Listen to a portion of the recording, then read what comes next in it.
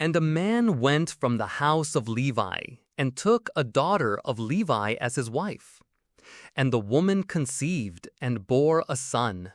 And when she saw him, that he was beautiful, she hid him 3 months. But when she could no longer hide him, she took an ark of papyrus for him, and daubed it with bitumen and with pitch, and put the child in it. And she laid it in the reeds by the river's edge. And his sister stood afar off to know what would happen to him. And the daughter of Pharaoh came down to bathe at the river, and her maidens walked along by the riverside. And when she saw the ark among the reeds, she sent her slave girl to bring it to her. And she opened it, and she saw the child, and behold, a boy wept. And she had pity on him, and said, "This is one of the Hebrew sons."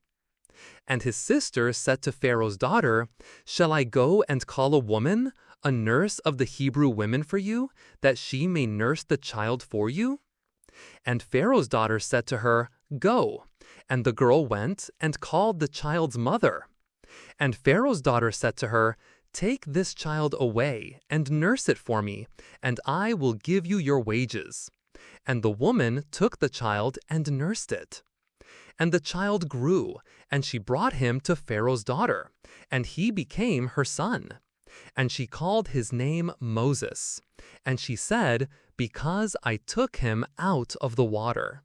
And it came to pass in those days, when Moses was grown, he went out to his brethren, and looked upon their burdens. And he saw an Egyptian striking a Hebrew, one of his brethren. And he looked this way and that way, and when he did not see anyone, he killed the Egyptian, and hid him in the sand. And when he went out the second day, behold, 2 men of the Hebrews strove together.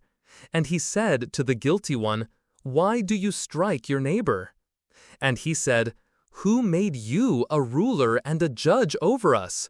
Do you intend to kill me as you killed the Egyptian?" And Moses feared, and said, "Surely this thing is known." And when Pharaoh heard this thing, he sought to kill Moses. But Moses had fled from the face of Pharaoh, and lived in the land of Midian, and he sat down by a well. And the priest of Midian had 7 daughters. And they came and drew, and filled the troughs to water their father's flock. And the shepherds came and drove them away. But Moses stood up and helped them, and watered their flock. And when they came to Revuel their father, he said, "Why have you hurried to come today?" And they said, "An Egyptian delivered us out of the hand of the shepherds, and also drew for us and watered the flock." And he said to his daughters, "And where is he? Why then have you left the man? Call him, that he may eat bread." And Moses was content to live with the man, and he gave Moses his daughter Zipporah. And she bore a son, and he called his name Gershom, for he said, "I have been a stranger in a strange land."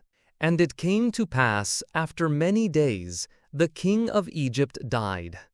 And the children of Israel sighed because of the bondage. And they cried, and their cry came up to God because of the bondage. And God heard their groaning, and God remembered his covenant with Abraham, with Isaac, and with Jacob. And God looked upon the children of Israel, and God acknowledged them.